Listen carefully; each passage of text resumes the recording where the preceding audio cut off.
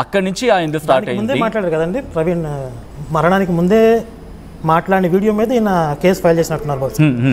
ఆ case file చేసిన subject వేరే మళ్ళీ. అంటే అజయ్ కుమార్ అరెస్ట్కి ఈ పాస్టర్ ప్రవీణ్ మరణానికి సంబంధం లేదు, ఇది నేను చెప్పదలుచుకుంది. సరే, సెకండ్ పాయింట్ ఏంటంటే ఇప్పుడు ఎవరైతే ఇప్పుడు ఈ రాజ్బోడ్ అనేది మాట్లాడుతున్నాడో ఇతని అకౌంట్కి 5 పాస్టర్ల దగ్గర నుంచి 1,36,00,000 రూపాయలు ట్రాన్స్ఫర్ అయ్యాయని చెప్పి మాకు ఉన్నటువంటి ఇన్ఫర్మేషను. ఇతను అమెరికాలో అమ్మాయిలతో బ్రోకరేజం చేస్తూ దొరికిపోతే ఇతను బ్రతకడానికి ఏ దారి లేక ఇప్పుడు లోకల్గా ఇక్కడ 2 స్టేట్స్లో ఎవరైతే పాస్టర్లు మాట్లాడుతున్నారో వీళ్ళు అడ్డదిడ్డంగా మాట్లాడుతుంటే పోలీసులు నోటీసులు ఇస్తున్నారు.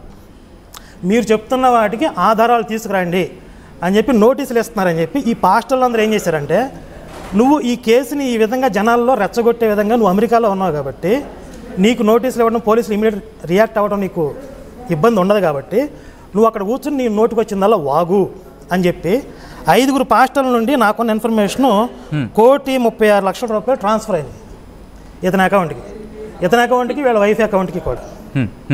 కాబట్టి ఈ డబ్బుకి కకృతిపడి వీడు నోటికి వచ్చిందల్లా వాగుతున్నాడు. ఇది ఆరోపణ ఆధారం అండి, నా దగ్గర ఉంది పక్కా ఇన్ఫర్మేషన్ ఇది. రైట్, రాజ్బోడా గారు ఆయన అంటోంది మీకు 5 పాస్టర్ల నుంచి 1,36,00,000 ఆధారం కూడా ఉందంటున్నారు ఆయన. సరే, అది తీసుకొని వాళ్ళ సిబిఐ వీళ్ళ అమిత్ షా దగ్గరనే ఉంటది కదా, రెడ్ నోటీస్ పంపించండి. కరుణాకర్ సుగ్న గారు ఓకే, ఎట్లా పడితే అట్లా సోషల్ మీడియాలో ఎవరిని పడితే వారిని తిట్టుడు కాదు. నీకు దమ్ముంటే నీ దగ్గర ఉన్న ఆధారాలు తీసుకుని నువ్వు పోలీసుల దగ్గర రారా. నీకు దమ్ముంటే పోలీసుల దగ్గర రారా. నువ్వు పోలీస్ కంప్లైంట్ చేయి. నువ్వు అక్కడ కూర్చుని నోటుకు వచ్చిందల్లా వాగటం కాదు. నీ దగ్గర దమ్ము, నువ్వు ఆధారాలు తీసుకురా పోలీసుల దగ్గర. నువ్వు అమ్మాయిలు బ్రోకరేజం చేస్తూ దొరికిపోయావు అమెరికాలో అనే విషయం మాకు తెలుసు. నువ్వు అమెరికాలో అమ్మాయిలు బ్రోకరేజం చేస్తూ దొరికిపోతే నీకు బ్రతకడానికి దారి లేక నువ్వు అక్కడ బ్రతకడానికి రూపాయి లేకపోతే పాస్టర్లు నీకు డబ్బులు పంపిస్తే నువ్వు అక్కడ కూర్చుని వాగుతున్నావు అనే విషయం నాకు తెలుసు. ఏమంటే ఇప్పుడు ఇక్కడి నుంచి ఆడికి ఆధారాలు వెళ్ళి ఇక్కడి నుంచి రాజ్బోడా గారు ఆయన చేసిన ఆరోపణలకు సంబంధించిన ఆధారాలు కూడా ఉన్నాయంట. మా దగ్గర అన్ని పక్కా ప్రూఫ్స్ ఉన్నాయి. నీకు 1,36,00,000 ట్రాన్స్ఫర్ అయ్యాయని చెప్పి మా దగ్గర పక్కా ఆధారాలు ఉన్నాయి. నువ్వు ఈ పాస్టర్లందరూ కలిసి ఆంధ్రప్రదేశ్లో విధ్వంసం సృష్టించాలని చెప్పి ఒక పథకం వేశారు. దానిలో భాగంగా నువ్వు అక్కడ కూర్చొని జనాన్ని రెచ్చగొడుతున్నావు. ఏపీ గవర్నమెంట్ మీద మీరు కుట్ర చేశారు. ఈ ఆధారాలన్నీ కూడా మా దగ్గర ఉన్నాయి, పక్కా ఆధారాలతో మాట్లాడుతున్నాం. సచిన్ బ్రదర్, అట్లాంటి ఒక్క నిమిషం రాజ్బోడా గారు, ఒక్క నిమిషం కరుణాకర్ గారు, ఒక్కసారి బహుశా వ్యక్తులకు సంబంధించి వచ్చినప్పుడు వ్యక్తులుగా మాట్లాడే ప్రయత్నం చేద్దాం. ఎందుకంటే మీరు కంప్లైంట్ ఫైల్ చేసిన తర్వాత కేసు రిజిస్టర్ అయిన తర్వాత పర్సన్స్ వచ్చినప్పుడు మాట్లాడుకునే ప్రయత్నం చేద్దాం. ఎందుకంటే మళ్ళీ మత విద్వేషాలకు వెళ్ళే అవకాశం ఉంటుంది కాబట్టి కాస్త ప్రయత్నం చేస్తున్నారు. అదే అక్కడ కూడా అదే చెప్పే ప్రయత్నం. ఇప్పుడు 6,20,00,000 ప్రవీణ్ ఫోన్ నుంచి ట్రాన్స్ఫర్ అయ్యాయి, గూగుల్ పే, ఫోన్ పే అన్నాడు. అంటే మీరు అడిగిన పాయింట్ మీద ఒకసారి వెళ్ళే ప్రయత్నం చేస్తాను. రాజ్బోడాకి వెళ్తున్నాను. రాజ్బోడా గారు ఆయన అడగండి. ఇప్పుడు గూగుల్ పే, ఫోన్ పేలో ట్రాన్స్ఫర్ మీరే అడిగారు. ఇంకొకటి పోనీ ఇంటర్నెట్ బ్యాంకింగ్ ద్వారా చేసాడు అనుకున్నా కూడా కొత్త అకౌంట్ యాడ్ చేసుకుంటే 24 hours వరకు 50,000కి మించి ట్రాన్స్ఫర్ అవ్వవు. అసలు 6,20,00,000 వేరే అకౌంట్ ట్రాన్స్ఫర్ అయ్యని చెప్పి మినిమం కామన్ సెన్స్ లేకుండా ఎలా మాట్లాడుతున్నాడు ఈయన? అదే ఆల్రెడీ మనం క్వశ్చన్ చేయడం జరిగింది. ఆయన సమాధానం ఇచ్చారు. బట్ ఇలాంటి వ్యక్తులను మనం ఎంకరేజ్ చేయొద్దు. ఆయన ఎక్కడో యుఎస్ లో కూర్చొని మన ఇండియాలో చిచ్చు పెడుతూ ఆయన కరుణాకర్ కాకుండా ఇంకెవరు మాట్లాడుతారు, వాళ్ళ పేరు చెప్పి. జోసెఫ్ అండి, మన జోసెఫ్. ఈయన అజయ్ బాబు మీద కేసు కూడా రిజిస్టర్ చేయడం జరిగింది. మీరు దయచేసి ఇండియాకి వచ్చి ఇక్కడ ఎవరైతే మీ దగ్గర ప్రూఫ్ ఉందో అది పోలీస్కి ఇచ్చి మీరు ముందుకు వెళ్ళండి. అంతేగాని అక్కడ కూర్చొని ఇండియా మీద దుమ్ము రేపుతూ తెలియలేదు. ఈ సుగుణాకర్ అనడానికి తెలియలేదు. ఇలా పంచ ప్రభాకర్ నోటీసులు పంపించారా? ప్రపంచంలో ఎక్కడున్న నోటీసులు పంపించవచ్చా? కేంద్ర ప్రభుత్వం నీ చేతులు ఉన్నదా? సిబిఐ నీ చేతులు ఉన్నదా? ఎందుకు మాట్లాడుతున్నావు? మోడీ ఎన్నిసార్లు అమెరికాకు వచ్చిండు? ఏది పడుతుంది మాట్లాడతా అంటే చెల్లుతుందా? రాజుబోడ గారు వాళ్ళు నేను ఇష్టమైనట్టు ప్రవర్తిస్తే అమెరికా పోలీసులు చేతులు ముడుచుకొని సరే నువ్వు ఇండియాకి రా ఇప్పుడు మీకు న్యాయం కావాలంటే గోడ గారు విదేశాలు ఉన్న బెదిరిస్తా అంటే చెల్లదు అట్లా నడవదట్లా ఎల్లకాలం మీరు ఇండియాకి వచ్చి అది ఈ పరిష్కారం జైల్లో పెడతా. ఇప్పుడు నీకు టికెట్ డబ్బులు ట్రాన్స్పోర్ట్ ఏర్పాటు చేస్తాం. నీ దగ్గర ఉన్న ఆధారాలు తీసుకురా. నువ్వు కరుణాకర్ సుగ్రాకి వర్తించదా? సార్ ఫస్ట్ ఆఫ్ ఆల్ ఇక్కడ ఉన్న వాళ్ళని ప్రశాంతంగా ఉండాలంటే ఇలాంటి వాళ్ళని ఎంకరేజ్ చేయొద్దు ప్లీజ్. ఎందుకంటే ఆయన అక్కడ ఉన్నాడు, ఆయనకి ఏమని తెలుసా? జోసెఫ్ గారు ఇక్కడ ఎంకరేజ్మెంట్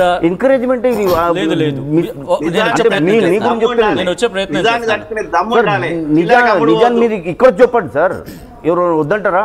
సరే ఇప్పుడు ఆయన 6 కోట్లు ట్రాన్స్ఫర్ అయిందని చెప్పారు.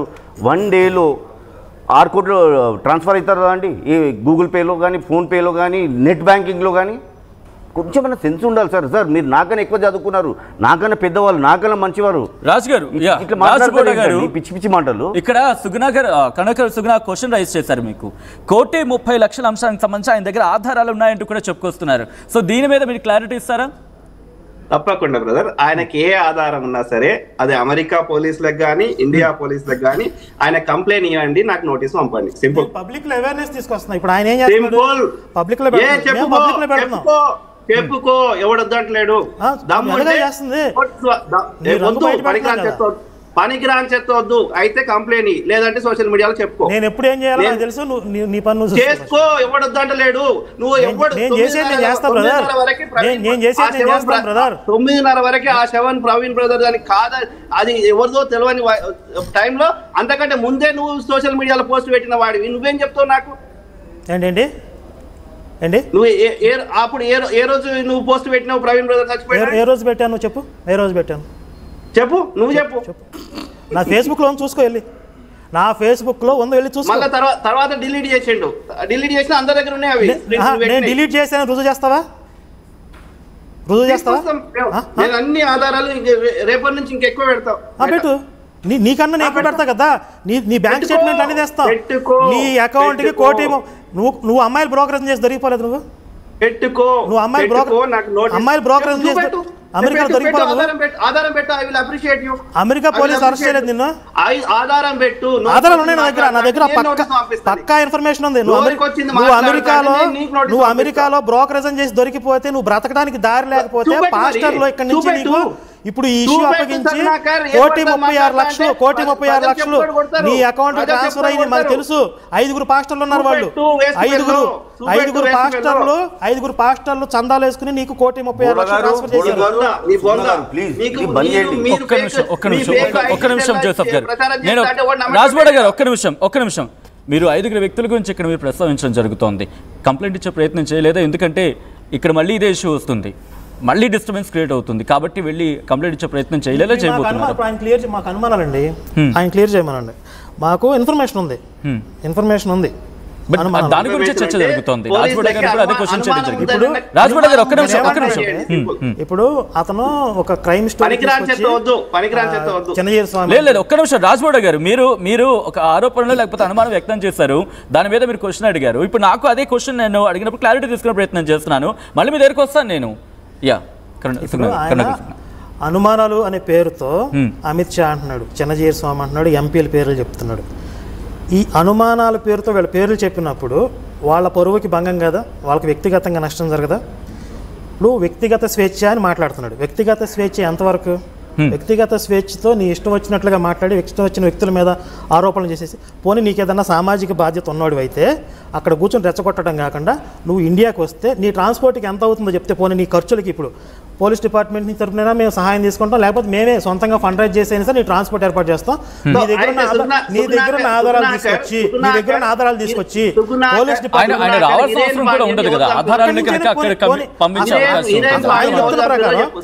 చెప్తున్న ప్రకారం ఇప్పుడు చిన్న పాయింట్ అండి. ఇప్పుడు ఈయన అమెరికాలో ఉన్నాడు.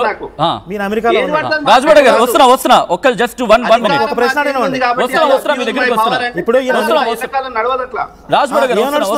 నడుస్తుంది చూద్దాం. ఇప్పుడు ఈయన అమెరికాలో ఉన్నాడు, ఈయన స్పాట్లో లేడు. ఈయనకే ఇక్కడ ఇండియాలో ఉన్న పర్సన్స్ ఎవరో ఇన్ఫర్మేషన్ ఇచ్చారు.